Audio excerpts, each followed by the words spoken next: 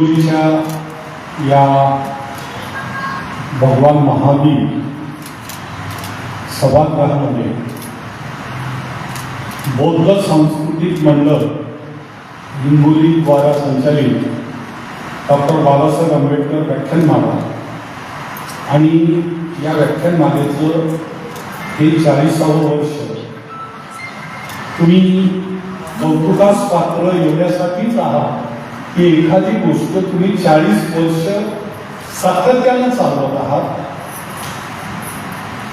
परिवर्तनाची लढाईमध्ये माणसं आपसात लढायला लागतात आणि ती लढाई मध्येच सोडून देतात, ते मध्येच सोडून देतात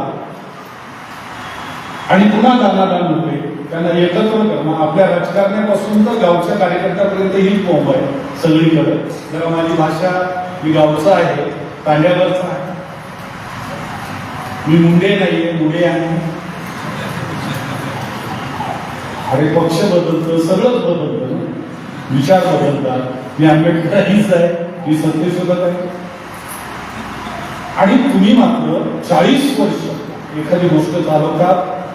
ज्यांनी कोणी स्थापनेपासून आजपर्यंत यासाठी प्रयत्न केला असेल त्या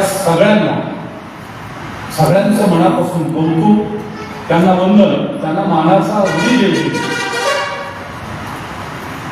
आजच्या या कार्यक्रमाचे अध्यक्ष आदरणीय कैलासजी भुजबळ साहेब, येऊन गेलेले SP आणि तुमचे जिल्हाधिकारी साहेब, माझ्यासमोर माझा बालमित्र नानाजी भुजकर बसलेला आहे, आमचा जयेश आहे, अण्णा आहे आणि आमचे काही मित्र सोबत शिकलेले इथं आल्यानंतर मिळाले. फार बरं वाटलं. मित्रांनो, आपण बाबासाहेबांच्या तत्वज्ञानाबद्दल बोलण्याआधी काही गोष्टी समजून घेतल्या पाहिजे. भारत हा असा देश आहे, मी करेक्ट 10:30 पर्यंत बोलणार आहे. तुम्हाला हवं असेल तर 10 वाजता तुम्ही वरचे माईक बंद करा. हॉलमधल्या माईकची इंडोर असल्यामुळं काही अडचण नाही. मी रोजच कार्यक्रम घेतो त्यामुळं काही नाही. आणि झालंच गुन्हा दाखवायचं टेन्शन घेऊ नका. माझ्यावर कुठलाही गुन्हे दाखल आहे, फार ताण घेऊ. हे आयुष्य गेलं त्यात काही विशेष वाटत नाही. आंबेडकरांच्या नादी लागलं तर काही गोष्टी गळ्यात बांधून घ्यायच्या असतात. त्यातली एक गोष्ट घ्या. मला लय गाड्या घोडे नाचवायचे असेल तर आंबेडकरांच्या नादी लागायचं नाही. आणि त्यांच्या नादी लागलं तर खेटायचं असतं. खेटाखेटी करणाऱ्या लोकांनी आंबेडकरांच्या नादी लागायचं असतं. चिल्लर चालर लोकांचं ते काम नसतं. तर दमला आणि मी तो मुळात गाण्यातला असल्यामुळे खेटाखेटी पक्का. मित्रांनो, भारत असा देश आहे ज्या देशामध्ये हजारो वर्ष 2 व्यवस्था काम करतात. एक व्यवस्था आहे, ती व्यवस्था कष्ट करते, काम करते, शेती घेते, शेतीत मेहनत करते, गुरंढोरं पाळते, म्हैस पाळते, गाय पाळते, त्या गाईला चारा खाऊ घालते, तिला धुते, त्याचं दूध काढते, दुधाचं दही करते, दहीचं तूप करते, पण दूध खात नाही. ते 90s माहिती आहे. दूध खात नाही. आणि एक व्यवस्था अशी आहे, ते शेती करत नाही, शेताच्या बांधावर जात नाही, नागर करत नाही, ढोरं पाळत नाही, गाय पाळत नाही, दूध काढत नाही, तूप करत नाही, पण दररोज तूप खाते. तेही आपण दिलेलं बिना पैशाचं खाते. ही जी परंपरा आहे ती परंपरा महात्मा चक्रधरांपासून चालत येते. महात्मा चक्रधर, महात्मा महावीर, महात्मा बुद्ध, महात्मा कबीर, महात्मा संत रविदास असतील, बसवेश्वर असतील, चक्रधर असतील, फुलेशाह आंबेडकर असतील, छत्रपती शिवाजी महाराज, संभाजी महाराज, तिथपासून अण्णाभाऊ पासून तर गाडगे बाबांपर्यंत आणि जिजाऊ रमाई आणि सावित्रीबाईंपासून तर आपल्या रमाईपर्यंत चालत आलेली ही परंपरा आहे. या परंपरेला आम्ही कृषी परंपरा म्हणतो, कष्टकऱ्यांची परंपरा, ज्याला बुद्धांच्या भाषेत श्रवण परंपरा म्हणतात. आणि दुसरी परंपरा जी आहे, 3.5 रुपयाची पोथी पंजोबांनी घेतली होती आणि त्या 3.5 रुपयाच्या पोथीवर 4 पिढ्या जगताय, ती ऋषी परंपरा आहे. कुठल्याही कष्टाशिवाय जगणाऱ्या लोकांची परंपरा. आणि ह्या 2 परंपरांमधला संघर्ष हा हजारो वर्ष चालू आहे. कधी ते जिंकतायत, कधी आपण जिंकतो आहोत, कधी ही परंपरा जिंकतायत. ते पण क्रांती होते आणि क्रांतीनंतर वारंवार प्रतिक्रांती होते. आणि प्रतिक्रांती होत असताना पहिल्यांदा असं झालेलं आहे भारतामध्ये की बुद्धाच्या क्रांतीनंतर प्रतिक्रांती आणि बाबासाहेबांच्या क्रांतीनंतर आता पुण्यांदा 2014 नंतर प्रतिक्रांती सुरू झालेली आहे. आणि त्या प्रतिक्रांतीमध्ये आपण असे दबत चाललेले आहोत की आता आपल्या लोकांना सुद्धा कॉन्फिडन्स कमी होत चाललेला आहे. जो पूर्वी रस्त्यात उभं राहून 3 लोकांचे मोर्चे आम्ही काढलेले आहेत. किती लोकांचे? 3 लोकांचे. एका फार मोठ्या माणसानं रथयात्रा काढली होती आणि वर्धेमध्ये त्याला विरोध करायचा होता. बैठक झाली, बैठकीला 200 लोक होते. 200 लोकांनी ठरवलं काळे झेंडे दाखवायचे आणि प्रत्यक्षात 3 लोक आले आणि आम्ही 3 जण झेंडा देऊन घोषणा देत होतो. आणि आम्हाला राखायसाठी 200 पोलीस होते, कारण ते हजारात होते, आम्ही 3च होतो. पण आंदोलन मात्र केले. ही ताकद आपली होती. आता मात्र आपली माणसं फार विचित्र पद्धतीनं भेदरलेल्या, घाबरलेल्या, त्यातल्या त्यात नौकरदार वर्ग अधिक घाबरलेल्या अवस्थेत आहे. आणि ही प्रतिक्रांती ही कुठल्याही भिकूचं मुंडकं कापून आणून द्या आणि 1 सोन्याचं नाणं घ्या अशी राहिलेली नाही. 100 सोन्याची नाणी घ्या अशी राहिलेली नाही. ही कुठलेही रक्त न दिसता मुंडकं कापून अगदी मेंदू संपवणारी ही प्रतिक्रांती आहे. आणि त्याच्याशी आपल्याला जर लढायचं असेल तर आपल्याकडे एकच हत्यार आहे. भगवान बुद्ध म्हणाले की जगामध्ये कुठल्याही प्रकारची क्रांती करायची असेल तर एकच अस्त्र तुमच्या हातात आहे आणि ते ज्ञानाचं अस्त्र. दुसऱ्या अस्त्राने तुम्ही लढाईच करू शकत नाही आणि लोकशाहीमध्ये तर शक्यच नाही. म्हणजे आता आपण विमा कोरेगाव वगैरे वगैरे म्हणायला बरे, पण आता आपण तलवारी घेऊन लढणार नाही, बॉम्ब घेऊन लढणार नाही, कारण आपण लोकशाहीतले बाबासाहेबांचे आंबेडकरवादी असलेली लोक आहोत. आपण जर संविधानाच्या मार्गाने जायचं नाही असं ठरवलं तर मग बाकीच्या नंतर संविधानाचा मार्गच नको आहे. त्यांना अख्खं संविधान संपवायचं आहे. त्यांची अडचण देशातला कुठलाही महापुरुष नाहीये. त्यांची अडचण डॉक्टर आंबेडकर आहे. आंबेडकर बाजूला झाला की डोक्यातला संघर्ष संपवतो आणि डोक्यातला संघर्ष संपला की ते देश जिंकला. त्यांना देश जिंकवण्यासाठी एकच माणूस हरवायचा आहे आणि तो डॉक्टर बाबासाहेब आंबेडकरांना हरवायचा. आणि त्यासाठी त्यांचे सगळे प्रयत्न चाललेले आहेत. त्यामुळे बुद्ध काय म्हणाला? बुद्ध म्हणाला की ज्ञानाशिवाय तुम्हाला कुठलीही क्रांती करायची असेल तर तुमच्याकडे एकच अस्त्र आहे आणि ते अस्त्र आहे, ते आहे ज्ञानाचं. कबीर म्हणाला निपुरा ब्राह्मण नाही भला गुरुमुख भला चमार देवतन से तो कुत्ता भला नित बुद्धी जाए द्वार. कबीर म्हणाला की निर्बुद्ध ब्राह्मण सुद्धा श्रेष्ठ नसतो, ज्ञानी असलेला चर्मकार सुद्धा श्रेष्ठ असतो.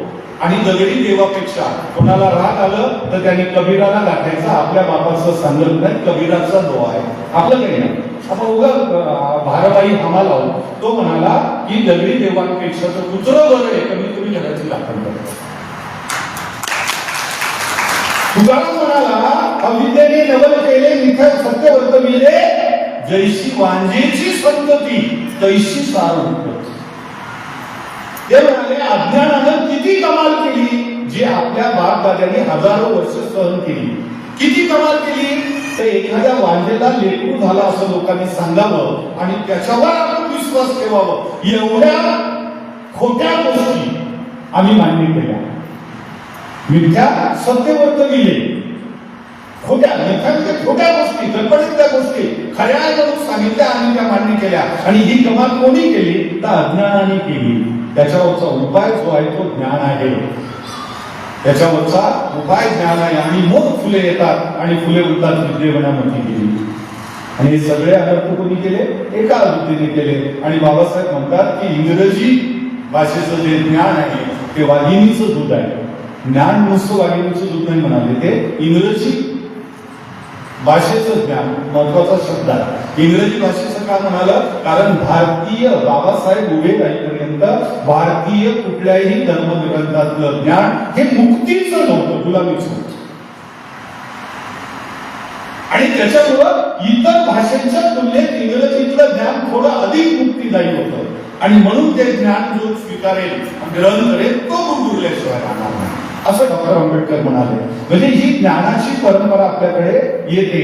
आणि मग आता आपण कुठे आहोत, कोणत्या स्टेजला आहोत, कुठे उभे आहोत, याचा जेव्हा विचार आपण करतो तेव्हा आपण, मला कधी कधी वाटतं की आपण खूप व्याख्यावर येऊन उभे आहोत. बाबासाहेबांचं तत्वज्ञान काय आहे? म्हणजे देशामध्ये आंबेडकराईज म्हणून घेणाऱ्या राजकीय पक्षाच्या, कोणत्याही पक्षाच्या, कोणत्याही, एक आपले 17 तुकडे आहेत त्याच्या सगळं कोणत्याही पक्षाच्या एजेंड्यावर बाबासाहेबांनी बेसिक सांगितलेलं तत्वज्ञान एजेंड्यावरच नाही. फुल्यांची आणि बाबासाहेबांच्या आखी लढाई, शिक्षणापासून सांस्कृतिक असेल, राजकीय असेल, सगळ्या लढायाचं एक अंतिम ध्येय होतं. आणि ते अंतिम ध्येय होतं जाती अंतच. कारण फुले आणि डॉक्टर आंबेडकर म्हणाले की जाती अंतच झाल्याशिवाय या देशामध्ये समता प्रस्थापित होणार नाही.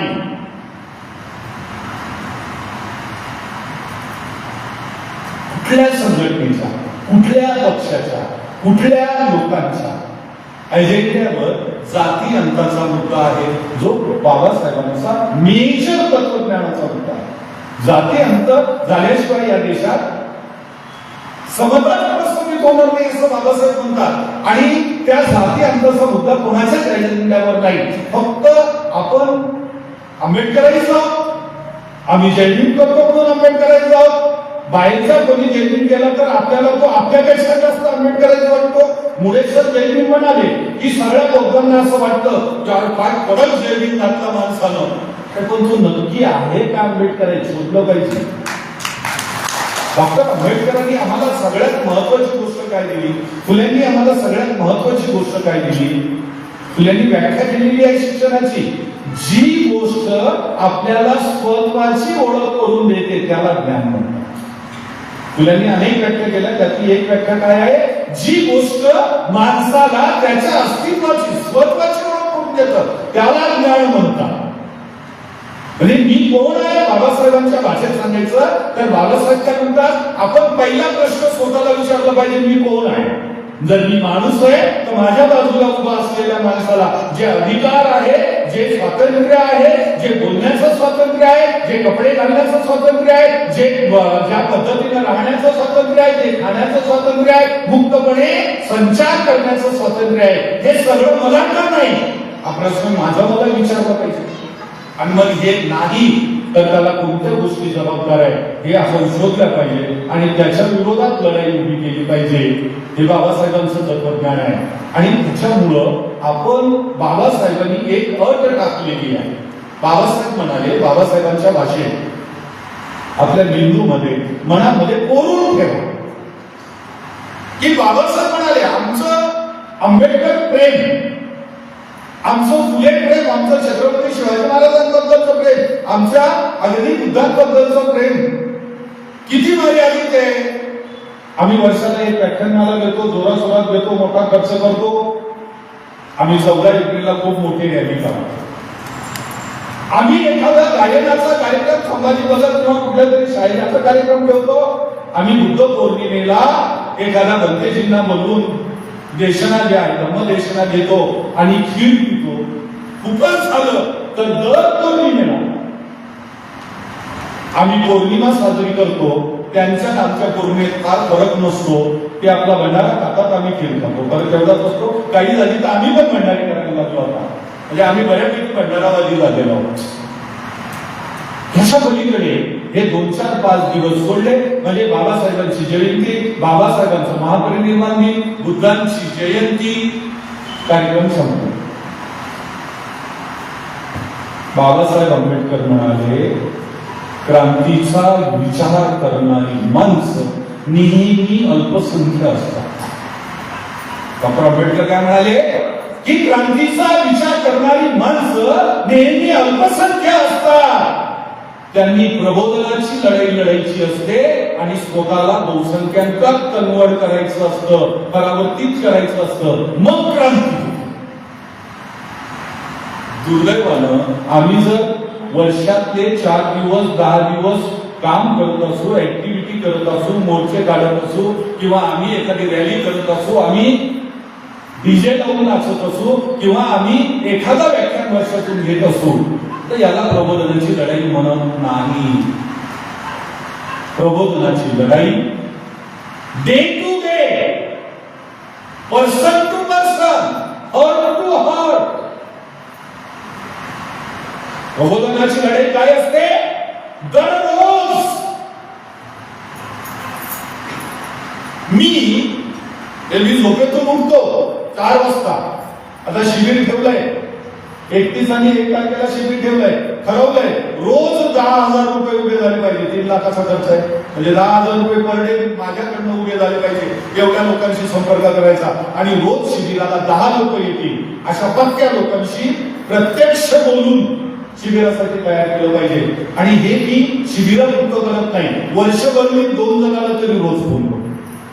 एक इव्हेंट ऑफ असेल त्याच्यामध्ये सुद्धा फोन करतो. कारण काय, तुझ्याकडे काय ऍक्टिव्हिटी चालली, दिलेली ऍक्टिव्हिटी केली का, दिलेला कार्यक्रम केला का, तुम्ही बाबासाहेबांचं पत्र दिलं ते लोकांपर्यंत पोहोचवलं का, तुम्ही पोरांना एकत्रित करताय का, तुम्ही दर रविवारी बसताय का, रविवारी बसणार असाल तर जे आहे बिहारमध्ये नुसतं पंचशील आणि त्रिशरणच्या पलीकडे जाऊन आम्ही काय करणार आहोत, एवढं तुम्ही रोज. दर रविवारी बाबासाहेब म्हणाले दर रविवारी आपण विहारात गेलं पाहिजे. विहारात आपण गेलो आणि दर रविवारी गेलो म्हणजे संपलं का? पंचशील म्हटलं म्हणजे संपलं का? पंचशिलाप्रमाणे जगणारी पिढी आम्ही तयार करू शकलो का? मी चोरी करणार नाही, मी लवाडी करणार नाही, मी व्यसन करणार नाही, मी व्यभिचार करणार नाही, मी आपलं हिंसा करणार नाही. यातलं काय रोज करत नाही आपण. असा दिवस सांगा ज्या दिवशी यातलं काहीच केलं नाही. म्हणजे एकीकडे आम्ही धम्माचं बोलतो, धम्म जपतो आहोत का? एकीकडे आम्ही आंबेडकरांचं बोलतो आहोत, बाबासाहेबांचा विचार बोलतो, बाबासाहेबांचा विचार जपतो आहोत का? आणि जेव्हा ही गोष्ट आपण म्हणतो तेव्हा मात्र आम्हाला एक गोष्ट कळते की काय केलं पाहिजे. मग आपल्याला कळतं. म्हणजे फार छोट्या छोट्या गोष्टी आहेत. वर्षातून 2दा प्रचंड आनंद होतो आम्हाला. हा आनंद होतो. कधी कधी दीक्षाभूमीवर लोक जातात त्या दिवशी आणि चैत्यभूमीवर जातात त्या दिवशी. कारण दुसऱ्या दिवशी बातमी होते येथे 50 कोटीची पुस्तकं विकल्या गेली, 100 कोटीची पुस्तकं विकल्या गेली. कोणीतरी डोक्यावर पुस्तकाचा गट्टा घेऊन निघालेला आहे आणि तो गट्टा घेऊन लोक पुढे निघालेले आहे. ते बघतायत, त्याचे व्हिडिओ देत आहेत, किती शिदोरी घेऊन चाललेले आहे. बाप्पाच्या खरं सांगा, आपल्या घरात आपण आणलेली पुस्तकं त्यातली 2% तरी पुस्तकं आपण वाचली का? माझ्या घरात 10 लाखाची पुस्तकं आहे. मी महाराष्ट्रातल्या बंजाऱ्याच्या तांडेवांचं एकच असते की ज्याच्या घरात 10 लाखाची चळवळीची पुस्तक आहे. मला एक मास्तर होता, त्या मास्तराने एकच सवय लावली. ते म्हणाले पुस्तक विकतच घ्यायचं आणि घेतलं तर तोपर्यंत कपाटात ठेवायचं नाही, जोपर्यंत वाचत नाही.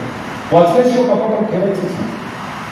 पहिल्या दरवाजाच्या शोकेस मध्ये छानपैकी पुस्तकाचं कपाट आहे. बाबासाहेबांचा फोटो आहे, फुल्यांचा आहे, शाहूंचा आहे, अगदी महात्मा ज्योतिराव फुल्यांचा आहे, सावित्रीबाईंचा आहे, रमाईंचा आहे. आज त्या घरात छान मार्गांचं ठेवलेलं आहे. आम्ही आंबेडकर आधी आहोत. मी एका गावात जयंतीला गेलो तर 2 बाया बोलत होत्या, वेळ होता जयंतीला. पाहुणे आपले लोक हल्ली जेवल्याशिवाय घरातून. आम्ही नामांतराच्या लढ्यामध्ये उपाशी एक छटाक भजे घेऊन निघायचो, मार खायचो.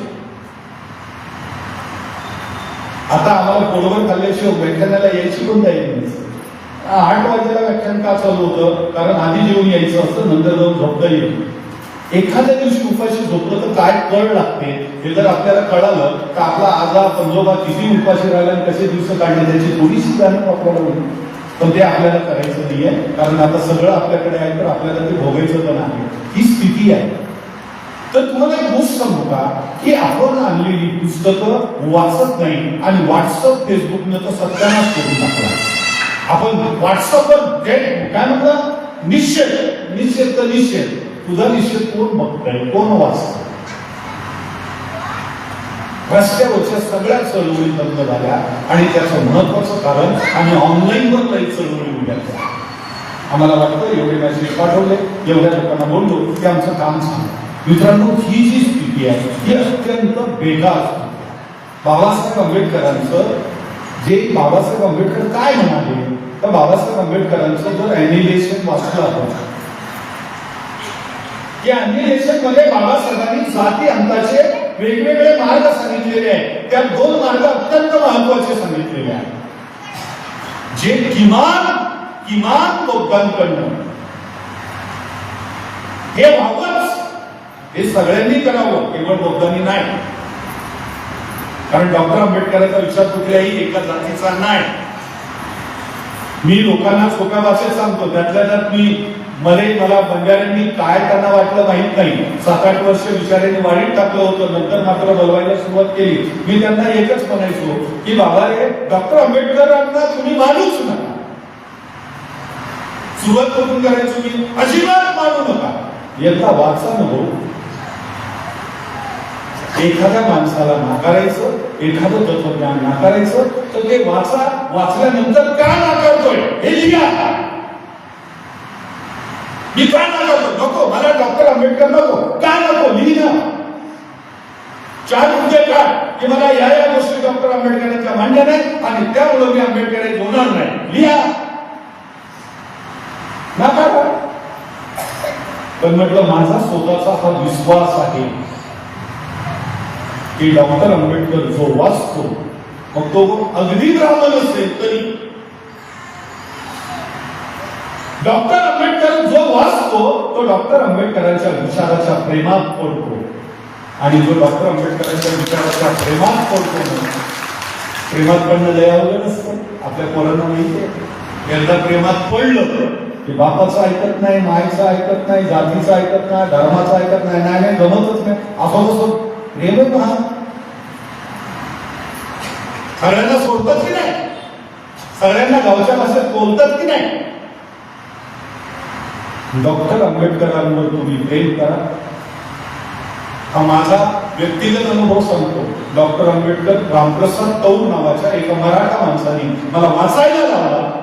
माझे शिक्षक होते, मला आंबेडकर शिकवला तो एका मराठा माणसाने. त्यामुळे माझ्याकडे आलेला फुले आंबेडकर फार प्युअर आहे, माझ्याकडे आलेला बुद्ध हा फार प्युअर आहे. कोणी ते म्हणजे एकांगीपणाने नाही शिकवलेला, एकदम प्युअरली आलेला. आणि एवढा कडवा आंबेडकरांचा माणूस मी आणखी पाहिलेला नाही, महाराष्ट्रात कुठल्याही जातीत पाहिलेला नाही त्यांच्या एवढा. ते मला शिकवलं होते. त्यांनी मला शिवाजी महाराज वाचायला दिला, फुले वाचायला दिला, नंतर बाबासाहेब वाचायला दिला. ते म्हणाले फुलेंचे गुरु कोण होते? शिवाजी महाराज. आदर्श कोण होते? शिवाजी महाराज होते. मग तू शिवाजी महाराज वाच. मग ते म्हणाले ते कोणी लिहिलंय त्यांच्यावर पहिल्यांदा फुले आले, फुले वाच. मग ते म्हणाले फुले कोणाचे गुरु आहेत तुला माहिती आहे का? आंबेडकरांचे आहे. मी तांड्यावरचा, आपलं काही घेणं देणं नव्हतं. मी अशा गावातला आहे ज्या गावात एकही जय भीम घालणारा माणूस राहत नाही. आजही त्या गावातला मी आहे. पण तो मास्तर म्हणाला की तू शिवाजी महाराज वाचला, आवडलं? जो नक्की आवडलं. मग ते कोणी लिहिलं त्याच्यावर पहिलं चरित्र पोवाड्याच्या रूपानं ते फुले लिहिलं. मग फुले फुले आवडला? म्हटलं बिलकुल आवडला. ते म्हणाले फुले कोणाचे गुरु आहे तुला माहिती आहे का? म्हटलं नाही. ते म्हणे डॉक्टर आंबेडकरांचे गुरु आहे. बाबासाहेब 18व्या खंडात आपल्या भाषणात म्हणतात की माझे 3 गुरु आहे. मी काही धार्मिक पुरुष नाही, मी काही धार्मिक पुरुष नाही, पण माझी 3 दैवता पण आहे आणि 3 गुरु पण आहे. आणि ते दैवत सांगताना माझी दैवत स्वाभिमान आहे, ज्ञान आहे आणि शील आहे असं बाबासाहेब म्हणतात. आणि माझे गुरु बुद्ध, कबीर आणि फुले आहेत हे बाबासाहेब सांगतात. ते म्हणाले बाबासाहेबांचे गुरु आहे, शिष्य आहेत, वाचा. आणि डॉक्टर आंबेडकर वाचायला दिला आणि वाचल्यानंतर तोपर्यंत माझ्या गळ्यामध्ये 2-4 हार माळा होत्या, मी बुशर्ट घालत होतो, इथून टिळा इथपर्यंत लावत होतो, जय श्रीराम म्हणत होतो, सगळंच करत होतो. आणि डॉक्टर आंबेडकर वाचला आणि गेली 35 वर्ष केवळ महाराष्ट्रात नव्हे तर देशभरात फिरतो. मी पहिला तांड्यावरचा पोरगा आहे ज्यांनी बाबासाहेब सांगायला भारतातल्या 100 विद्यापीठासाठी जो स्वतः विद्यापीठाचा प्राध्यापक आणि निर्भय होऊन जगायचं असेल, भीती काढून टाकायची असेल, मरणाची असेल, संपत्ती लुटल्या जाण्याची असेल, कशाची असेल, भीती निघायची असेल तर इकडे बाबासाहेब पाहिजे, भीतीच वाटत नाही. मध्ये मला एक फोन आला, ते म्हणे तुम्ही फार आक्रमक बोलायला लागले, तुमच्याकडे जरा बघावं लागेल, तुमच्याकडं जरा बघावं लागेल. त्यांना म्हटलं 55 वर्षाचा झालोय, लय जमून झालंय, कोणत्याही दिवशी जयभीम करायला तयार आहे, साऱ्या ये भेटायला, काय अडचण नाही. कारण तुम्ही किती जगलात, काही कसे जगला त्याला. शाहू महाराज किती जगले, बाबासाहेब किती जगले, फुले किती जगले. आपण 10 जन्म घेतले तरी त्यांनी केलेल्या कार्याचा दशांश असलेला भाग सुद्धा आपण करू शकणार नाही. त्यांचं जर आपण केलेल्या कामाशी तुलना केली तर मग तुमच्या लक्षात येईल की डॉक्टर आंबेडकर 1000 वर्ष जगले. कारण 1000 वर्षात आपण जे करू शकणार नाही त्यांनी एवढ्या छोट्या आयुष्यात केलं. 1891 ते 56 किती वर्ष आहेत बघा. तुम्ही कसे जगलात, किती जगलात, कोणत्या पद्धतीने जगलात याला खूप महत्व असतं. आणि ते जर तुम्ही नीटपणाने जगलात तर त्याला अर्थ असतं. आणि म्हणून बाबासाहेबांनी जाती अंताचे 2 महत्वाचे मार्ग सांगितलेले. एक महत्वाचा मार्ग बाबासाहेबांनी सांगितला की जाती अंतर्गत असलेल्या ऍनिमेशन काळजीने वाचा. कांशीराम म्हणाले की मी एकच पुस्तक डॉक्टर आंबेडकरांचं वाचलं आणि चळवळीत आलो. एकच पुस्तक. त्यांनी जाहीर भाषणात ते सांगायचे की मी बाबासाहेबांचं एक पुस्तक वाचलं आणि चळवळीत आलो. आणि त्यांच्या तेवढ्या पुस्तकाच्या आधारावर मी चळवळी उभ्या केल्या. आणि 4 वेळा उत्तर प्रदेशासारख्या अत्यंत ब्राह्मणी व्यवस्था असलेल्या राज्याचं 4 वेळा मुख्यमंत्री त्यांनी आणला. कारण हे बाबासाहेबांचं पुस्तक एवढं महत्वाचं आहे. बाबासाहेबांनी 3-4 मार्ग सांगितलेले आहेत, तो 2 महत्वाचे मार्ग आहेत. पहिला मार्ग सांगितलेला आहे तो म्हणजे जाती अंतर्गत असलेल्या उपजाती विसर्जित करणे.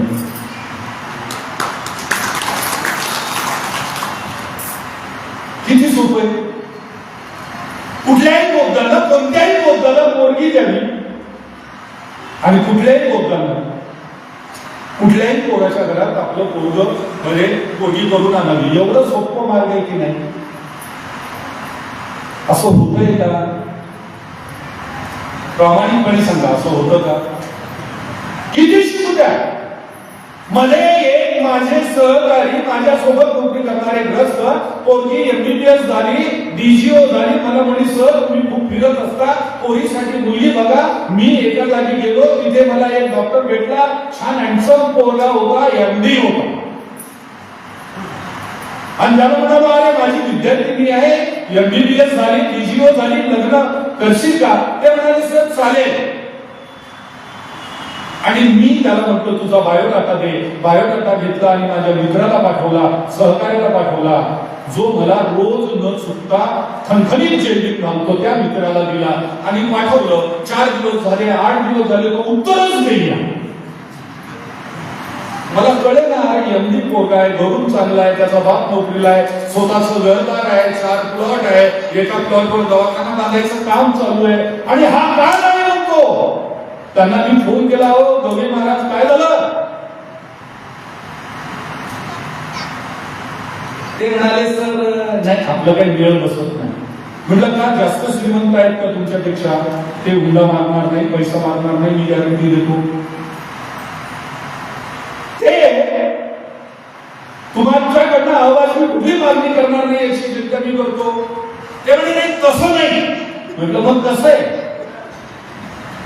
ते म्हणजे नाही आमचं जमत नाही. म्हटलं जमत नाही तर काय तुम्ही भटजीकडे जाऊन पत्रिका काढली का की गुन्हा जमत नाही? आणि पत्रिका काढणारा बौद्ध असतो का? म्हणजे एवढा नालायक बौद्ध कसा असेल ना?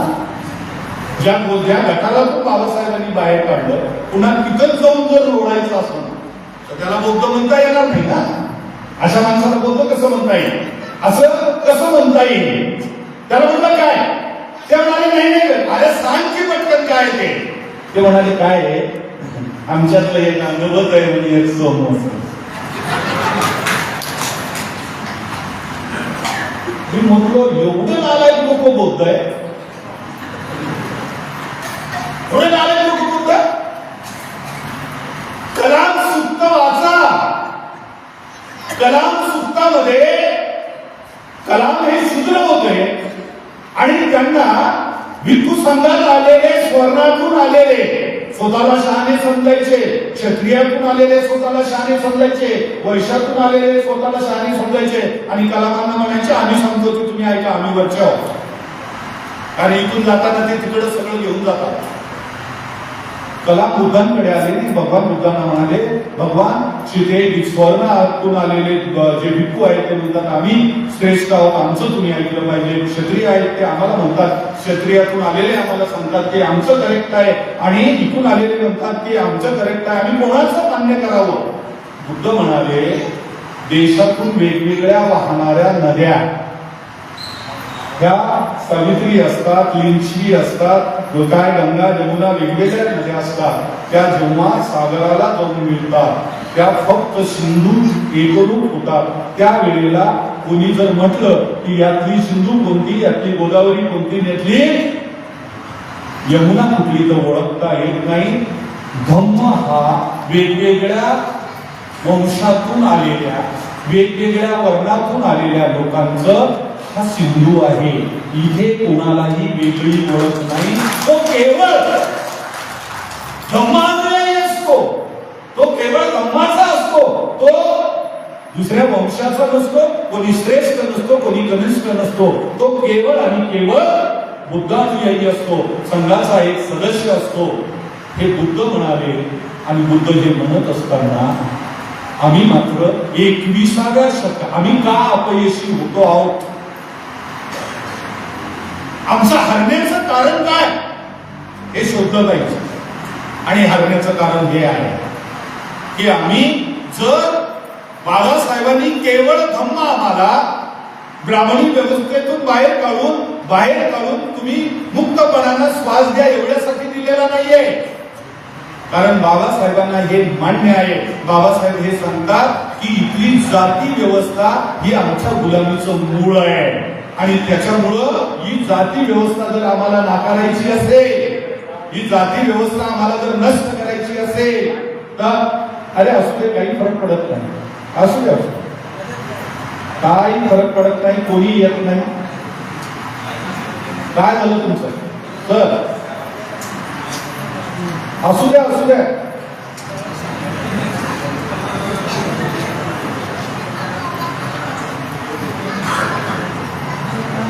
काय झालं तर ही व्यवस्था कुठलीही असू द्या. बाबासाहेब काय म्हणतात, आम्ही काय काय केलं पाहिजे. बाबासाहेब म्हणतात पहिल्यांदा आम्ही, तुम्ही कल्पना करा, बाबासाहेब स्वतः म्हणतात जाती व्यवस्था उच्च नीचता ख्रिस्तीत नाही का आहे, मुस्लिमांमध्ये नाही का आहे, शिखांमध्ये नाही का आहे. पण जेव्हा दोन मुसलमान भेटतात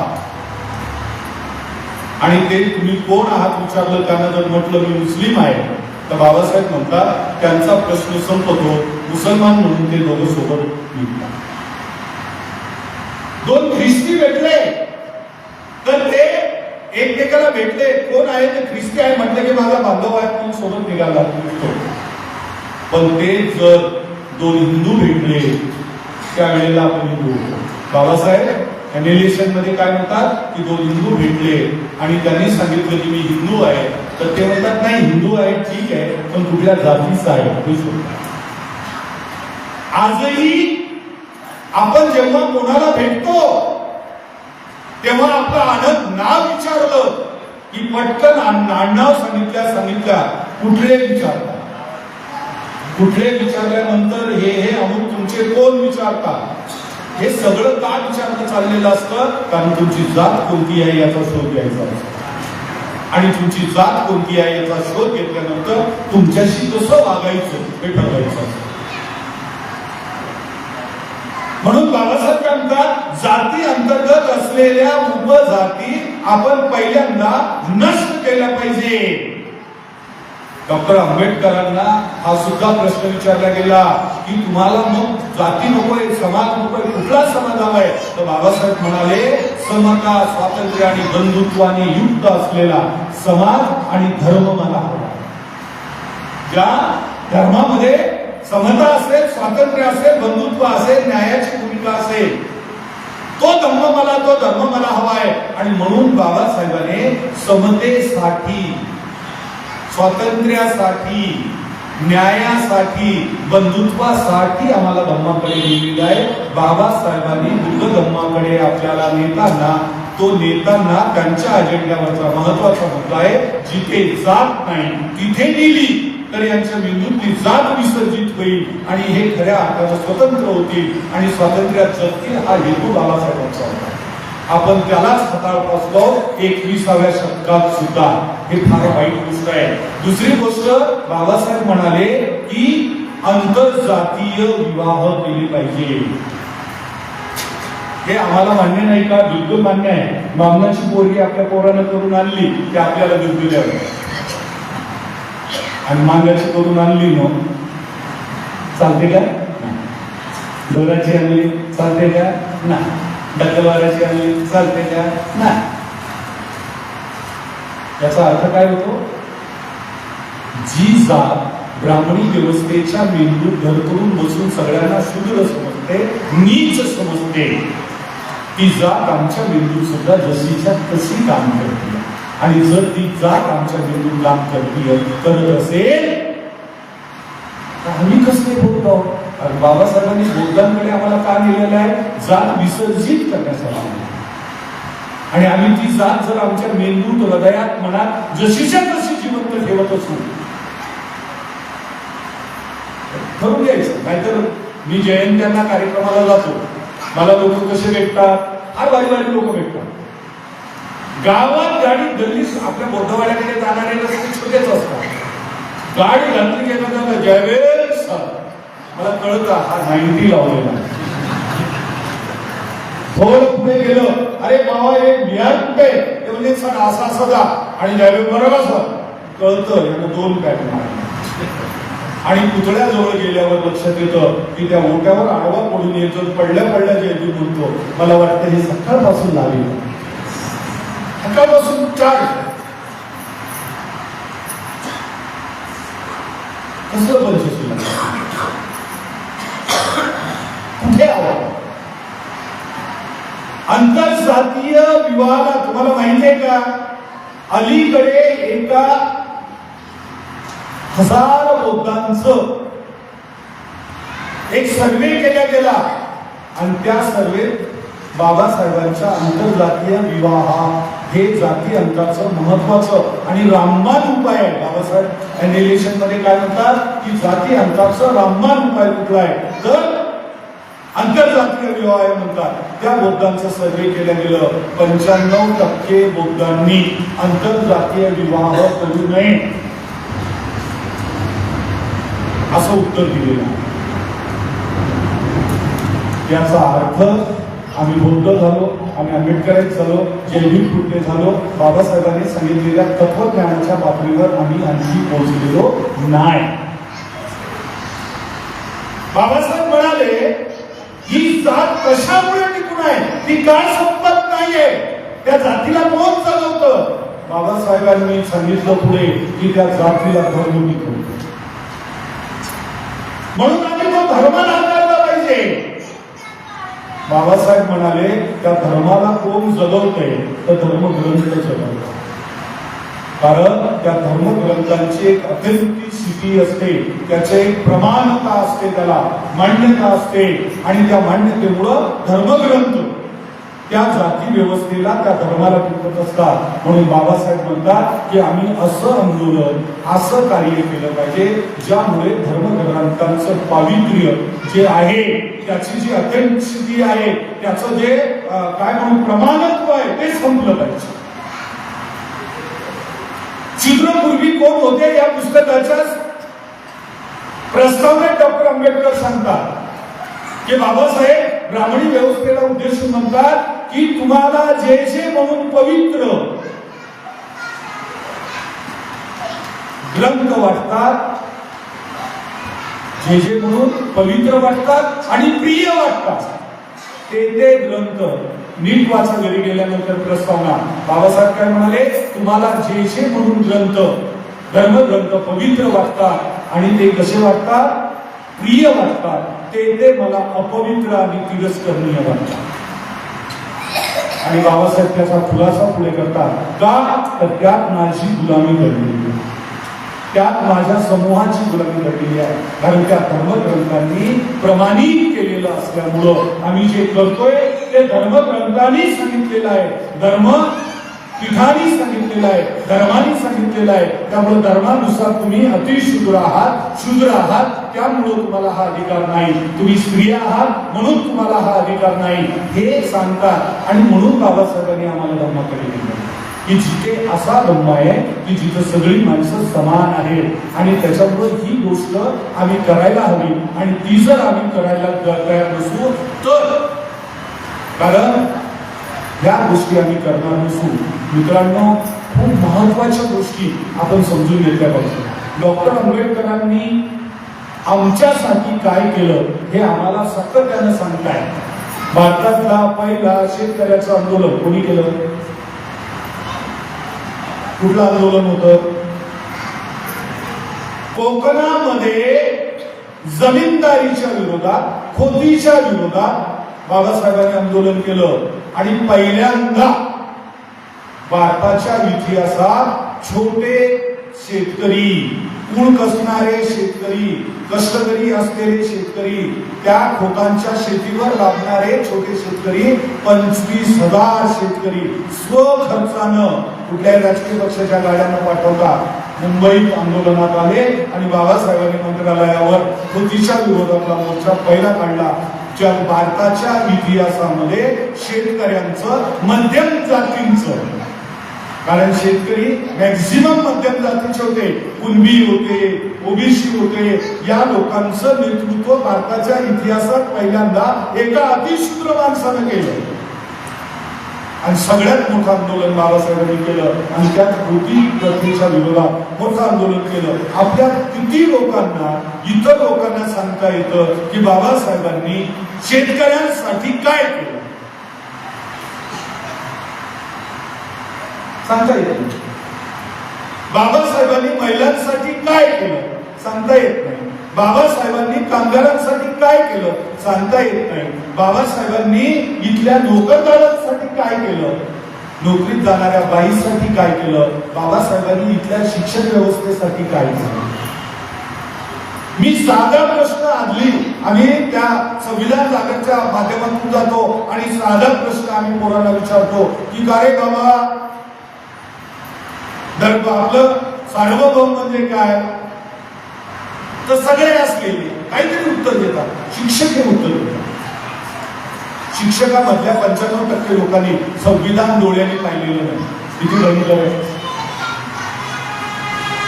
वाचलेलं नाही, पाहिलेलं नाही.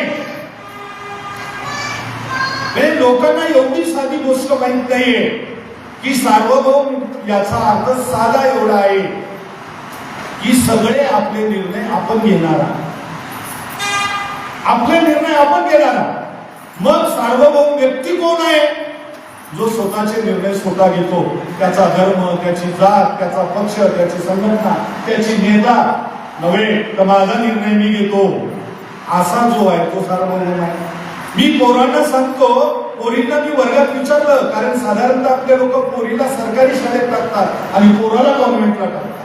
साधा प्रश्न विचारला की का रे बाबा, पोरींनो, कोणाचा दादा भाऊ, छोटा भाऊ कॉन्व्हेंटला आहे, ते पोरीवर हात करतात. त्यांना मी म्हणत असतो तिथली फी काय बेटा, कोणी सांगतं 50,000, कोणी सांगतं 1,00,000. मी म्हणतो ठीक आहे 1,00,000 आहे ना, ओके. तिला म्हणत असतो बेटा तू पण शाळा शिकली, तुला किती फी आहे? म्हणजे सर मला काहीच नाही. म्हणजे हे कुठून आलंय? का बरं या शाळेला आणि सरकारला एवढं काय तुझं कौतुक आलंय, तुला फुकट शिकवत आहे? आणि ती शाळा जी आहे खाजगी आहे, ती शाळा तुझ्या भावाला 50,000 घेते आणि ही शाळा तुला तेच शिक्षण फुकटात देते. का देते? हे कुठेतरी लिहिलेलं आहे. आणि ते कुठं लिहिलेलं आहे? संविधानात लिहिलेलं आहे. संविधानात कुठल्या तत्वात लिहिलेलं आहे? तर समाजवाद तत्वात. तो समाजवाद हे तत्व जर उद्देशिकेत नसतं, संविधानात नसतं, समाजवाद आहे स्वीकारलेलं आहे भारताने, भारताच्या संविधानाने. म्हणून आपल्याला कमी किमतीत 1 बॉटल पाणी आपण 20 रुपयाला घेतो आणि आपण दररोज 1,000 लिटर पाणी सांडतो आणि आपण वर्षाला 200-500 रुपये पाणी पट्टी भरतो. वर्षभरात पाण्याचा आम्ही जेव्हा ऍव्हरेज काढला तर 72 लाखाच्या वर रुपयाचं पाणी आपण वापरतो आणि पाणीपट्टी 1200-1500 रुपये भरतो. हे कशामुळे आहे? तर संविधानातल्या समाजवाद तत्वामुळे आहे. शाळेत गेल्यानंतर फुकट शिकायला मिळतं, हे कशामुळे आहे? संविधानातल्या समाजवाद तत्वामुळे आहे. सरकारी दवाखान्यात मोफत आपला इलाज होतो, हे कशामुळे आहे? तर संविधानाच्या समाजवाद तत्वातला आहे. हे कोणालाच माहित नाहीये. आणि मग सांगितलं का रे बाबांनो, एखाद्या शाळेमध्ये असं आहे का सगळी बोद्धाचीच पोरांना फुकट शिकायला मिळतो आणि तुम्हाला बाकीच्यांना फी आहे, असं आहे का? ते म्हणतात नाही सर, कोणालाच फी नाहीये. मग आम्ही साधा प्रश्न विचारतो की बाबांनो, मग संविधान एका जातीचं कसं रे? जर तुलाही संविधान तेज देते, यालाही संविधान तेज देते, त्यालाही रस्ता वापरायला देते, तुलाही रस्ता वापरायला देते, सरकारी गार्डन मध्ये तुलाही खेळता येतं, त्यालाही खेळता येतं, सरकारी दवाखान्यात त्यालाही फुकट इलाज मिळतो, तुलाही फुकट विचार मिळतो, तुला कोणी तुझी जात विचारत नाही. आणि हे सगळं कशामुळे मिळतं? तर पोरं सांगतात सर संविधानामुळे मिळतं आणि संविधानातल्या समाजवाद तत्वामुळे मिळतं. मग हे तत्व जर सगळ्यांसाठी आहे तर संविधान एका जातीचं एका धर्माचं कसं रे बाळा? ते तुझं आहे की नाही? मग पोरं सांगायला लागतात नाही सर माझं पण आहे. या देशातल्या सगळ्या जाती धर्माच्या लोकांना संविधान त्यांचं वाटावं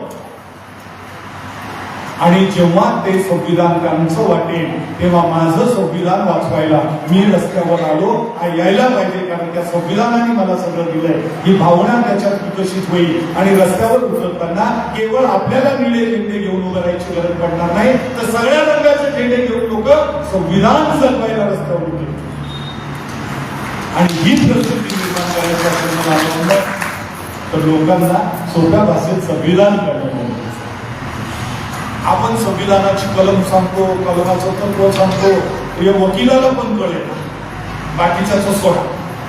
आम्ही जेव्हा शिबिर घेतो ना तर ते शिबिर संपल्यानंतर आम्ही फॉलोअप घेतो आणि लोकांना विचारतो काय वकील साहेब कसं काय सांगा तुमचं मत. ते म्हणे मी एवढे 25 वर्ष जग मारली आणि वकिली केली म्हणते, पण संविधानात हे सगळं मला माहित नाही. मला माझ्या कोर्टातले तेवढे कायदे माहिती आहे, नियम. मी क्रिमिनलचं असेल तर तेवढं माहिती आहे, मी महसूलचं असेल तर मला तेवढं माहिती आहे, पण संविधानानं सगळ्यांना दिलंय आणि ते सगळ्यांचं आहे मला माहित नव्हतं. तुझ्यापासून मी हे काम करतो. मित्रांनो, बाबासाहेबांचं पहिलं तत्व तुम्हाला माहितीसाठी सांगितलं होतं की जोपर्यंत आपण संविधानाचं प्रबोधन लोकांपूर्वाट आहे, क्रांतीची पूर्वाट बाबासाहेबांनी काय सांगितले? प्रबोधन सांगितले. जर प्रबोधन केलं नाही तर ते सगळ्यांपर्यंत पोहोचणार नाही आणि सगळ्यांपर्यंत नाही पोहोचलं तर ते सगळ्यांना आपलं वाटणार नाही आणि सगळ्यांना आपलं नाही वाटलं तर ते म्हणतील बदललं तर आम्हाला काय फरक पडतो, आम्हाला काय दिलं. लक्षात ठेवा, या देशामध्ये डॉक्टर आंबेडकरांच्या, शिवाजी महाराजांच्या आणि महात्मा फुलेंच्या चारित्र्यावर आणि विद्वत्तेवर कोणीही शंका घेतलेली नाही आजपर्यंत. दोन गोष्टी लक्षात ठेवा की बाबासाहेबांच्या चारित्र्यावर एक मोठ्या मोठ्या महापुरुषांच्या चारित्र्यावर लोकांनी शंका घेतल्या, पण बाबासाहेबांच्या, फुल्यांच्या आणि शिवाजी महाराजांच्या चारित्र्यावर आणि त्यांच्या श्रेष्ठत्वावर, विद्वत्तेवर कोणी शंका घेतलेली नाही.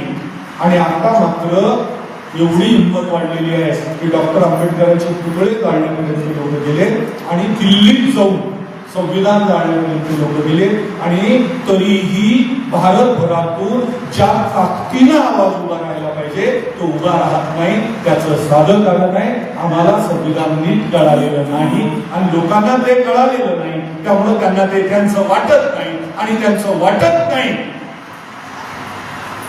म्हणून ते रस्त्यावर त्याला वाचवायसाठी भांडायला येत नाही. त्यामुळे आपली नैतिक जबाबदारी आहे की बाबासाहेबांचं तत्वज्ञान आपण आपल्या आयुष्यात उतरवावं. बाबासाहेबांचं तत्वज्ञान आपण प्रत्यक्ष जगावं. म्हणजे मला काय म्हणतो ना, बुद्धिस्ट असलेला माणूस म्हणजे अंगुली मालाला शोधत फिरणारा बुद्ध किती निर्भय असेल. आणि आम्हाला भीती आहे की हा आवाज बाहेर गेला तर आपल्यावर केस होईल का. आम्हाला भीती आहे आम्ही काही कमी अधिक बोललो तर आपल्याला उचलून नेतील का. हाय, आम्ही एवढे डरतो हा बुद्धांचे वंश. हे डॉक्टर आंबेडकर अख्ख्या देशाचा बहुतांश समाज ज्या माणसाच्या विरोधात उभा होता, आमच्या धर्मावर टीका करतोय, आमच्या धर्माला म्हणजे मोडीत काढतोय म्हणून अख्खा देश अगदी मागासवर्गीय सुद्धा विरोधात होता. मी तर म्हणतो महाराज पण सगळे सोबत होते का याचाही शोध घेतला गेला पाहिजे, कारण तेही अनेक नसतील जे कर्मठ असतील. कोकणातले अर्धे महार आणखी बौद्ध व्हायचे आहेत. तुम्हाला माहित नसेल, मी कोकणात नेहमी जातो. अर्धे म्हणजे आम्ही आंतरजातीय विवाह केला, एका बौद्धाचा आणि एका महाराजा. कारण तो बौद्ध झालेला नाही, हा बौद्ध आहे. आमचा एक कार्यकर्ता बौद्ध आहे, तो विदर्भातला आहे, त्याची बायको कोकणातली आहे आणि ती बुद्धिस्ट, त्यांचं खानदान बुद्धिस्ट झाले, त्याने धर्मांतरच केलेलं नाही. कोकणात असं काय, कारण तिथं ब्राह्मणी व्यवस्थेचं प्राबल्य आहे. तिथले लोक घाबरतात. आपण जर या गोष्टी केल्या, म्हणजे बाबासाहेब जिथे जन्माला आले तिथे ही अवस्था लक्षात ठेवा. तर आपण हे का घाबरतो, किती निर्भय असेल बाबासाहेब, कल्पना करा. मी एकदा एक विधान केलं होतं, अनेक लोकांना ते फार टोचलं. रमाई वारंवार आजारी का पडत होत्या, रमाई फार लवकर का गेल्या, याचे अनेक कारण असू शकतील. पण रमाईंचं बाबासाहेबांवर नितांत प्रेम होतं आणि रमाई हे जाणत होत्या की या देशातला खूप मोठा वर्ग डॉक्टर आंबेडकरांच्या विरोधात आहे. त्यामुळे बाबासाहेब घरातून बाहेर पडल्यानंतर त्या सेकंदापासून रमाई तणावात असायच्या. बाबासाहेब परत घरात येईल. त्याचं कारण होतं की बाबासाहेबांना बाहेर काय होईल, कारण शत्रू आहे, विरोधात आहेत लोक, त्यांच्या विरोधात मोर्चे काढतायत, त्याच्या घरावर मोर्चे आणतायत. म्हणजे हिंदू कोडबिल आणल्यानंतर महिलांचा मोर्चा बाबासाहेबांच्या घरावर येतोय. म्हणजे एवढी स्थिती आहे. तर बाबासाहेब बाहेर निघाले तर सुरक्षित राहतील का आणि सुरक्षितपणानं परत येतील का, हे टेन्शन, हा तणाव रमाई आयुष्यभर झेलत होत्या आणि त्यामुळं त्यांचे आजार अधिक वाढत होते आणि त्या तणावात रमाई गेलेल्या आहेत. म्हणजे ज्या आईनं आपल्याला स्वातंत्र्य मिळावं, आपल्याला उत्तम पद्धतीचं सुंदर जगणं मिळावं, याच्यासाठी तणावात आयुष्य काढून आपलं आयुष्य गमावलं, त्या आईला आम्ही काय देतो आहोत, तर आम्ही त्याच जाती व्यवस्थेला आणि जाती अंतर्गत जातीला पाडून तिथेच उभे आहोत. म्हणजे आम्ही परत फिरून तिथेच येतो आहोत. आणि जे बाबासाहेब जर आज असते, तर मला एक जण म्हणाला बाबासाहेब असते तर आज काय केलं असतं सर, तर मी म्हटलं काय नाही, बाबासाहेबांच्या पायात फार मजबूत जोडा असायचा, मारला असता. कारण बाबासाहेब हाताने मारण्याच्या मूडमध्ये राहिले नसते, आताच्या परिस्थितीत राहिले नसते. काही गोष्ट आम्ही हे करतो आहोत. आम्ही आज इथून जाताना ही शपथ घेऊन जाणार आहोत का की आम्ही आंतरजातीय विवाह होईल तेव्हा होते, करू तेव्हा करायचं, पण किमान आम्ही जाती अंतर्गत जाती पाळणार नाही. एवढं जरी आम्ही करून गेलो ना, तर तुमच्या व्याख्यानमालेला काही अर्थ राहिला नव्हता. काय अर्थ कल्पना करा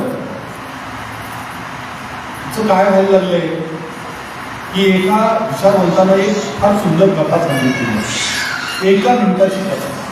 मी एका गावात व्याख्यानाला गेलो, रात्रीची वेळ होती, बिनजयंती होती आणि त्या लोकांना माहित नाही बायांना मी बघताय.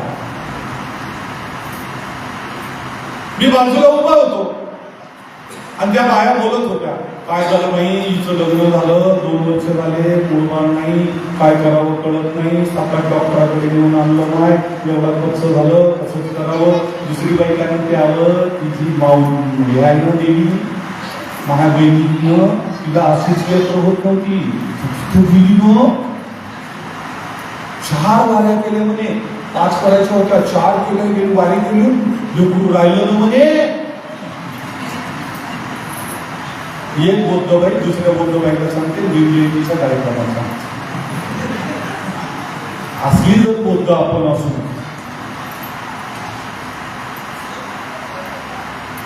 नवस सायासी पुत्र होती का तरणीला होती.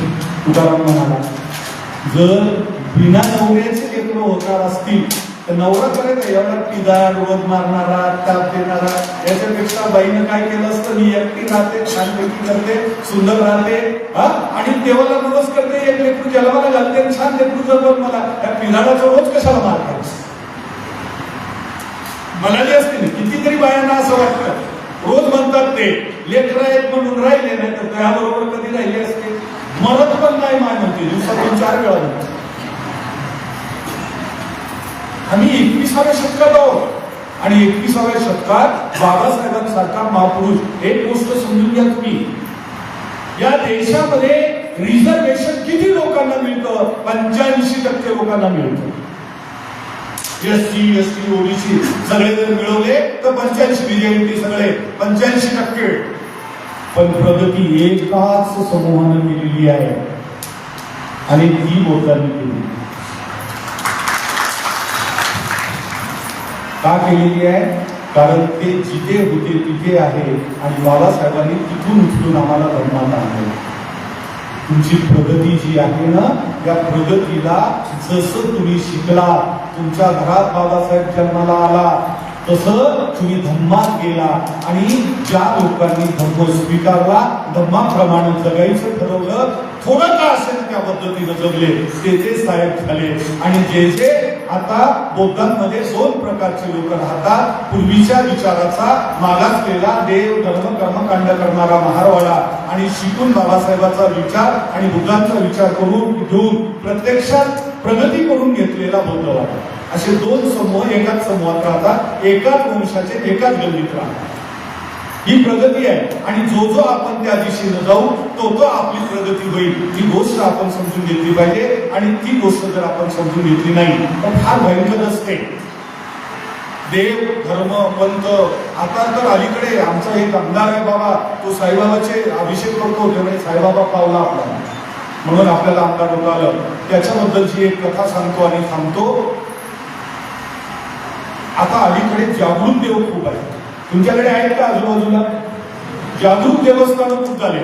एका जंगलाच्या डोंगरावर एक देव जन्माला आला आणि प्रचार सुरू झाला की देव जागृत आहे.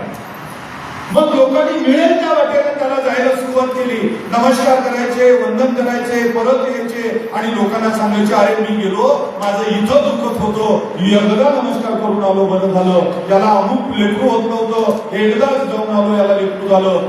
माझ्यासारखा एक सत्यशोधक होता, त्याला एक दिवस कोणी बोलवलं नाही, त्याला वाटतं खरंच काय आहे बघून जाऊया आणि तो गेला.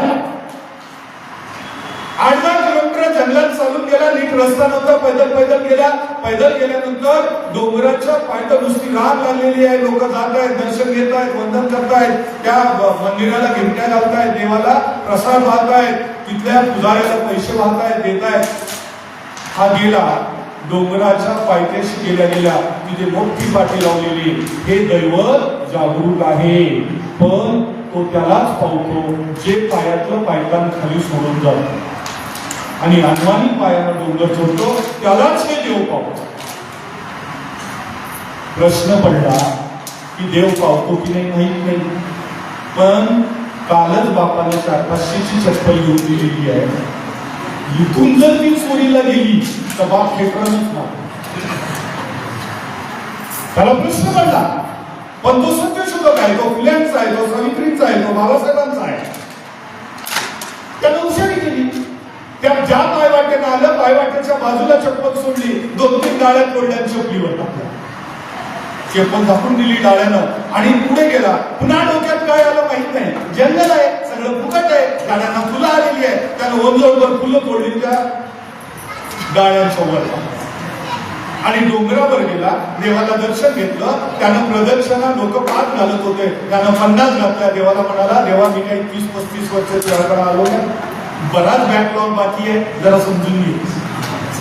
लोक एकदा डोकं टेकवत होते, यानं 50 वेळा टेकवले. ते म्हणजे देवा मागचं पुढचं सगळं बॅलन्स करतोय, जरा समजून घे. लोक 15 मिनिट बसत होते, हा तासभर ध्यानात बसला आणि म्हणाला, देवा माझं मागचं बाकी आहे म्हणून बसलोय, जरा जमून घे. आणि हे सगळं करून तो खाली आला आणि खाली येऊन पाहतो तर काय, जिथे यानं चप्पल ठेवलेली आहे, फुलं वाढलेली आहे, तिथं लोकांची लाईन लागलेली आहे. कोणी हळद टाकताय, कोणी कुंकू टाकताय, कोणी फुलं टाकताय, कोणी नारळ फोडताय, कोणी प्रसाद टाकताय. आणि एक उघडा बंब जाणण्यावाला बाजूला मोठं ताट घेऊन दक्षिणा घ्यायला पण येऊन बसलेला. याला वाटलं, या लोकांना जर आपण सांगितलं की त्याच्या खाली माझी चप्पल आहे, चप्पल चोरीला गेली तर बाप कशाला हल्ला असता चोऱ्यानं, पण हे जीवनच माझं. कथाकारानं इथं कथा संपवली आणि पुढे एकच वाक्य लिहिलेलं आहे आणि ते वाक्य आहे की आपण जिथं डोकं टेकवतो ती जागा डोकं टेकवण्याच्या लायकीची आहे का, हे आधीच ठरवायचं आणि मग डोकं टेकवायचं. मग डोकं. बुद्धांनी विश्वाच्या कल्याणासाठी आपलं जीवन गमावलं. भगवान महावीरांनी असे, चक्रधरांनी असे, बसवेश्वरांनी असे, रविदासांनी असे, वारकरी संप्रदायाच्या संतांनी असेल, शिवाजी महाराज, छत्रपती शाहू महाराज, फुले शाहू आंबेडकरांपासून अण्णाभाऊ आणि गाडगे बाबांपर्यंतच्या सगळ्या महापुरुषांनी आमच्या कल्याणासाठी आयुष्य झिजवलं, हे आम्हाला माहीत आहे, म्हणून आम्ही त्यांच्या समोर डोकं टेकवतो. कल्पना करा, आसाराम बापू कसा आहे हे जर लोकांनी आधी तपासलं असतं तर 5 कोटी भक्त भेटले असते. त्या मॅसेंजर ऑफ गॉडवाला जेलमध्ये असलेला तो सिनेमा काढणारा बाबा कसा आहे लोकांना कळालं असतं तर लोकांनी डोकं टेकवलं असतं का? मित्रांनो, आम्ही किमान बुद्ध आहोत किंवा आम्ही किमान आंबेडकरांचे आहोत, आम्ही किमान परिवर्तनवादी आहोत. आम्ही तर किमान तपासलं पाहिजे कुठं डोकं टेकवतोय. आम्ही कुठल्या नेत्याच्या पायावर डोकं टेकवतोय, आम्ही कुठल्या बाबाच्या पायावर डोकं टेकवतोय. आमचे अगदी म्हणते सुद्धा अलीकडे दोरे बांधायला लागले, म्हणजे ते सुद्धा बंडीच्या पलीकडे होऊन बसले.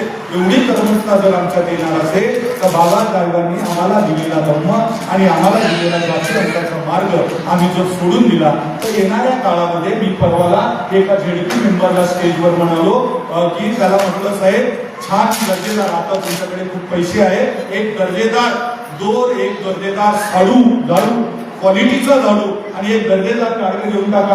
पुढे एवढ्या दर्जेदार भेटल न भेटल, कारण पेशवाईत आम्ही ते अनुभवले. आणि जर आम्ही बाबासाहेब सोडला, त्यांचं तत्वज्ञान सोडलं तर आम्हाला हे घ्यायचंय, हे गळ्यात बांधूनच फिरावं लागणार आहे. आणि त्याच्यामुळे आताच घेऊन ठेवूया. उद्या महागाई वाढायला लागली, मोदीच्या कृपेनं महागाई प्रचंड झालेली आहे, डोळ्याची पण वाढेल, गाडग्याची पण महागाई वाढेल, गाडीची वाढेल, ते घेणं सुद्धा मुश्किल होईल. हे होऊ नये त्यासाठी आधीच घ्या. जर ही स्थिती यायची नसेल तर आम्हाला ह्या सगळ्या गोष्टी आज वेळ द्यावा लागेल. एक व्यक्ती, एक दिवस, त्यातला 1 तास आणि 1 ऍक्टिव्हिटी आम्ही केली. आम्ही रेल्वेत बसतो प्रवासाला आणि डब्ल्यून एखादं गाणं सुरू करतो. या पोराने मला, माझ्या मुलाच्या वयाचं आहे, त्यानं मला गाणं शिकवलं. बाप जन्मात गाणं म्हटलं नाही, मी अलीकडे गेली म्हणून. त्याच्याबरोबर मित्रांनो, जी आवड, जी साधनं लोकांपर्यंत बाबासाहेब पोहोचवण्याची, फुले पोहोचवण्याची, संविधान पोहोचवण्याची साधनं आहे, त्याचा आम्ही रोज वापर केला पाहिजे. रोज तो म्हणाला माझ्याकडनं 10 पत्रकं न्या. मी म्हणतो अजिबात 10 पत्रकं न्यायची नाही, एकच नाही. आणि त्याच्या 10 झेरॉक्स काढा. का? बाबासाहेबांचं तुम्ही नाही का, आम्हीच करतो. ज्याला शक्य आहे त्यांनी 100 काढा, 100 काढापर्यंत जा. हे तुम्हाला अवघड वाटेल, पण मी जिथे शिकवतो तिथे मी विद्यार्थ्यांना आव्हान केलं. 26 नोव्हेंबरला मी विद्यार्थ्यांना आव्हान केलं की मला 10,000 घरात पत्रक पोहोचवायचं आहे. किती मुलं तयार आहे 10,000 घरात पत्रक पोहोचवायला? आणि माझ्याकडे मुलं आली आणि त्या मुलांनी 55 गावातले मुलं मी जिथे शिकवतो तिथं शिकतात. देऊळगाव राजाची सगळ्यात प्रसिद्ध शाळा आहे, 5,000 विद्यार्थी संख्या आहे. आमच्या पोरांनी एका दिवसात 55 गावात 10,000 पत्रकं पोहोचवली. 10,000. आणि त्या पोरांनी संविधानाबरोबर सेल्फी काढून आई वडिलांच्या स्टेटसला टाका. आम्ही सांगितलं 25,000 लोकांनी आम्ही सेल्फी पॉईंट चौकात ठेवून दिलं. 25,000पेक्षा अधिक लोकांनी आपल्या शाळेत जाऊन सेल्फी पॉईंट उभा केला, संविधान घेतलं. आणि आजची शाळा मी जिथे शिकवतो तिथल्या 5,000 विद्यार्थ्यांनी शिल्पी काढले, 150 कर्मचाऱ्यांनी शिल्पी काढली आणि अशा अनेक शाळांनी शिल्पी काढली. आणि 26 नोव्हेंबरला देऊळगाव राजा परिसरामध्ये बुलढाणा जिल्ह्यामध्ये 25,000 लोकांच्या स्टेटसला भारताचं संविधान. छोट्या छोट्या गोष्टी आहेत, आपण करू शकतो. आता संविधानावरचं पत्रक तिकडे ठेवलेलं आहे, तिकडे जे आहे ते तुमच्यासाठी आता बाबासाहेबांवरचं पत्रक ठेवलेलं आहे, ते तुम्ही न्या, वाचा. हे सामान्य पोरांपर्यंत, सामान्य लोकांपर्यंत पोहोचावं असं तुम्हाला वाटलं तर त्याच्या 10-20 झेरॉक्स काढा आणि आपल्या परिसरात आणि आपल्या लोकांमध्ये वाटा. कारण लोकांना दररोज जर आपण ऍक्टिव्हेट केलं नाही तर मग लोक जयंतीत नाचायला येतील डीजेवर आणि 6 डिसेंबरला बाबासाहेबांना अभिवादन करायला येतील आणि बुद्ध पौर्णिमेला आणि दर पौर्णिमेला खीर खायला येतील. आणि बाबासाहेबांना जे देश बौद्धमय करायचं होतं ते होणार नाही. आणि घाबरू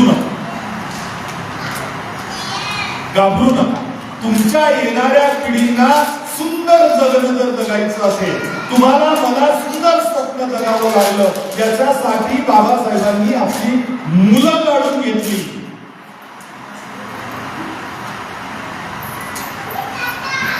बंधाऱ्यावर बाबासाहेबांना कळालं होतं की तुमचा मुलगा गेलाय बोलवेलला जाताना. आणि बाबासाहेब परत आले का? आपल्यासारखा तर लय टुकू इथून रॉकेल इथून ओढत येईल लावून बोंबलत आला असतं तिथून. बाबासाहेब पुढे गेले. कल्पना करा बाबासाहेबांवर प्रेम करणारी कशी माणसं होती. बाबासाहेब आंबेडकरांचं ज्ञान आणि तत्वज्ञान ज्याच्या मेंदूत घुसला होता तो शाळेचं थोबाड न पाहिलेला गाडगे बाबा. प्रवेशच नाही, ऍडमिशनच नाही. आणि तो गाडगे बाबा 6 डिसेंबरला बाबासाहेब गेले. बाबासाहेबांचा बेस्ट फ्रेंड काय कृष्णाची सुदामाची गोष्ट सांगताय. एकदा गाडगे बाबा आणि बाबासाहेबांच्या मैत्रीची गोष्ट सांगून पहा, तुम्हाला रडायला येईल.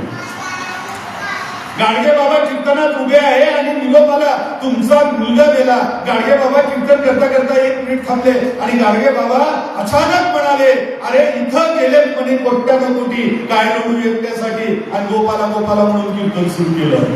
पण तेच आपला सखा असलेला, मित्र असलेला, ज्याच्या डोळ्यातून, ज्याच्या जगण्यातून, ज्याच्या कार्यातून या भारताच्या गोरगरिबाचं उज्ज्वल भविष्य ज्या गाडगे बाबांना दिसत होतं ते बाबासाहेब 6 डिसेंबरला गेले आणि गाडगे बाबा खाली बसले. ते मरेपर्यंत उठले नाही, मरेपर्यंत पाणी पिलं नाही, मरेपर्यंत जेवले नाही. लोक त्यांना सांगून सांगून थकले आणि 20 डिसेंबरला गाडगे बाबा गेले. 20 डिसेंबर म्हणजे आपल्या मित्राच्या, या देशाचं कल्याण करणाऱ्या माणसाच्या निधनाचा एवढा झटका घेणारा मित्र. आमचे त्यावेळेचे सगळे दलित असतील, शूद्र असतील, अतिशूद्र असतील, लेकरं रेल्वे स्टेशनवर सोडून गेले. बाबासाहेबांच्या मोतीलाल किंवा त्यांच्या महापरिनिर्वाणाला पोहोचले, पण कोणी जीव दिला नाही.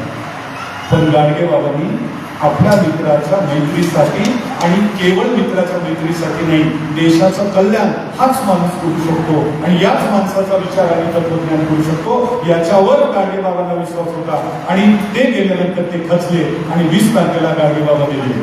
गाडगे बाबा हे आम्हाला बाबासाहेब एवढे वंदनीय असले पाहिजे. त्यांची पण जयंती आम्ही जोरात करू. छोटेखानी आपल्या गल्लीत का असणं आम्ही हे कार्यक्रम केले पाहिजे आणि हे सगळेच दुवे आम्ही शोधले पाहिजे. बाबासाहेबांनी प्रभावित होऊन ज्यांचं आयुष्य सुंदर झालं. तुम्हाला माहितीसाठी सांगतो, कवी पाश नावाचा कवी आहे, तो म्हणाला, मेहनत की लूट खतरनाक नाही होती, पुलिस की मार खतरनाक नाही होती. तुमची मेहनत कोणी लुटून देत असेल ना, हे वाईट आहे, खतरनाक नाही.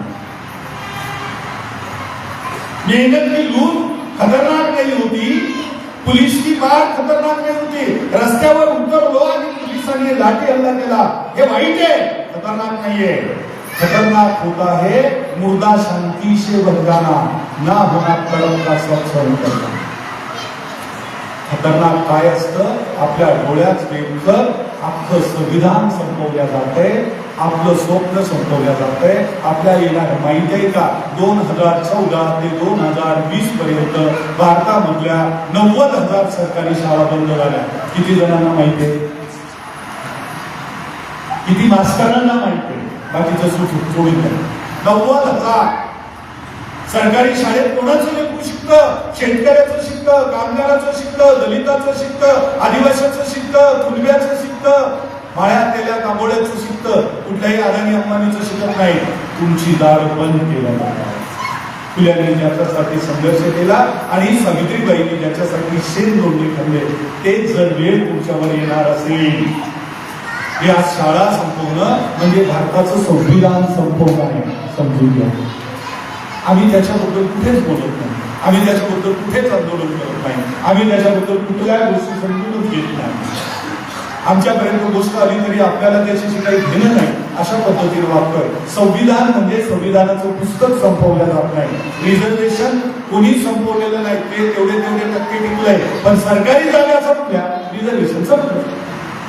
अर्ध संपवले, तेल बिक गया, भेल बिक गया हवाई अड्डा, फिर भी हमारी खुशे ते भी नव्हता त्या कुठल्यातरी शाळेला नव्हतं. लक्षात ठेवा, संविधान जगवणं म्हणजे इथली सरकारी व्यवस्था जशीच्या तशी जगवणं, ती पुढे नेणं, त्याचं दर्जेदारपणा वाढवणं आणि त्यासाठी संघर्ष होणं. हे जर आपण नाही केलं तर येणारा काळ प्रचंड त्रासदायक आणि धोकादायक असेल. तुमच्याशी खूप बोलायचं होतं. बाबासाहेबांचं कृषीविषयीचं तत्वज्ञान, बाबासाहेबांचं आर्थिक विषयावरचं तत्वज्ञान, बाबासाहेबांचं सामाजिक प्रश्नांवरचं तत्वज्ञान, बाबासाहेबांच्या इतिहासावरचं तत्वज्ञान, अनेक गोष्टी बोलण्यासारख्या होत्या, पण त्याला खूप वेळ लागणार आहे आणि 11:15 वाजलेले आहे. त्याच्यामुळं मी थांबतो. थांबताना फक्त एकच गोष्ट सांगतो, मी तुमच्याकडे येताना एवढं तडफडून काम करतो. पहिली गोष्ट, मी व्यावसायिक कार्यकर्ता बघताना माझा हा धंदा नाही. मी फक्त एवढ्यासाठी करतोय की ज्या बापानी मला एका दारू पाडणाऱ्या तांड्यामधून इथे आणून उभा केला, त्या बापाच्या उपकाराचे किमान व्याजव्याज आपण फेडवलं, एवढी भावना माझ्या हृदयात आहे. म्हणून मी बोलत फिरतो, बाकी दुसरं काही. मी आधी सांगतो की अध्यक्षांना म्हणालो की RSS परिवाराशी संबंधित कोणी स्टेजवर असेल तर मी येणार नाही, तसं असेल तर मला आधी सांगा. हे आधी सांगितलं जात नाही, कारण जे संविधानाचे शत्रू आहेत त्यांच्याबरोबर बसायचं नाहीये, उठायचं नाहीये, जेवायचं नाहीये, नाटक करायचं नाही. मला उद्याला माझ्या पोराला एखादी कलेक्टर कोर्टी चालून आली तरी करणार नाही, कारण तू माझ्या विचाराची नाही आहे. तू ज्यांनी मला अस्तित्व दिलं त्याच्या विरोधात आहे, मी तुझ्या घरात नातं नाही करत म्हणणार आहे. ही तडफड कशाची आहे ही थोडीशी समजून घ्या. एक तांड्यावरचा पोरगा तुमच्याशी बोलतोय, ही थोडी समजून घ्या. आणि याबद्दल एका संत कवीनं असं म्हटलेलं आहे, मी कवी नाही, मी काही विचारवंत नाही, लेखक नाही, वक्ता नाही, काही नाही. मैं कभी नहीं करुणा हूं दिल दुखियों के दिल, मैं साधु नहीं साधना हूं प्रेम की सतनेम की, ना शांति है मुझमें, मैं हूं पिछड़े जनों की भावना, इंसान बनने चले मैं उनकी इंसान बनने चले मैं उनकी कामना. इथे थांबतो. फक्त तुम्हाला एक आव्हान करतो, जाताना पत्रक घ्या, पत्रकाच्या झेरॉक्स काढा, आवडलं तर काढा आणि त्या तुमच्या गल्लीत वाटा. एक दुसरी गोष्ट, संविधानावर तुम्हाला अडाणी लोकांना, बायांना, मुलींना, स्त्रियांना, शाळेतल्या विद्यार्थ्यांना, लहान लेकरांना सांगता येईल, सोप्या भाषेत संविधान सांगता येईल, हे समजून घेण्यासाठी किमान 10-20 लोक तुम्ही देऊळगाव राजात या. ते 2 दिवसाचं ट्रेनिंग करा. निवासी ट्रेनिंग आहे, त्याला कुठलंही पेमेंट करायचं नाही. नॉमिनल नोंदणी फी 200 रुपये ठेवलेली आहे. बाकी 3-4 लाखाचा खर्च आम्ही सगळे आमच्या खिशातून करतो. जे आंबेडकरांचे तिथले पीपल आहे आणि त्या 4 लाखांमधले 25 लाख पण बौद्धांना मागितलेले नाही. आम्ही तिथले पण बौद्धांना मागितलेले नाही, कारण आम्ही पण तेवढे बेनिफिशियर आहोत त्या संविधानाचे. त्यामुळे आमची पण नैतिक जबाबदारी आहे. त्यामुळं तुम्हाला मजेशीर किस्सा सांगतो. एका वैदू जातीच्या पोरानं शिक्षक असलेल्याने मला 50,000 पाठवले. आणि सर तुम्ही संविधानावर शिकून देतात हे 50,000 हंस बारा मंगलकरण्याचं वाडा माझ्याकडे. हे वैदू पोरगा, वैदू सगळ्यात तळातल्या लाडगाव भटक्या जातीचा एक गोष्ट लक्षात ठेवा. तो महत्वाचा मुद्दा पैसे नाहीये, तर संविधानावर बोलणारी माणसं आपण अधिक निर्माण करू, म्हणजे आपण अधिक लोकांपर्यंत पोहोचण्याची शक्यता वाढेल. त्यासाठी तुम्ही सगळ्यांनी यावं हे आव्हान करतो. ज्याला ज्याला शिबिराला यायचं आहे त्यांनी तिकडे कागद ठेवलेला आहे, त्याच्यावर आपलं नाव आणि नंबर लिहून द्या. आम्ही त्याच्या डिटेल्स तुमच्याकडे पाठवू आणि तुम्ही सगळ्यांनी यावं. आवडलं असेल तर तुम्ही हे काम पुढे न्यावं, आणि नाही आवडलं तरी मला काय फरक पडत नाही, कारण तुम्ही दुसऱ्यांदा बोलवावं त्याच्यासाठी मी भाषण करत नाही. माणसं बदलावी आणि त्यांनी बाबासाहेबांच्या विचाराची व्हावी, खरी बुद्ध व्हावी आणि खऱ्या अर्थानं सुंदर आयुष्य जगावं आणि जगात सुंदरता पेरण्यासाठी प्रयत्न करावा. याच्यासाठी मी भाषणाला येतो. लोकांनी मला दुसऱ्यांदा बोलवावं म्हणून सगळ्यांना चोपडा लाड करा, कौतुक करा हे मी करत नाही. कारण ऐसी जग बैठिये कोई न बोले ऊट आणि ऐसी बात कहिए कोई न बोले चूट. जय भीम.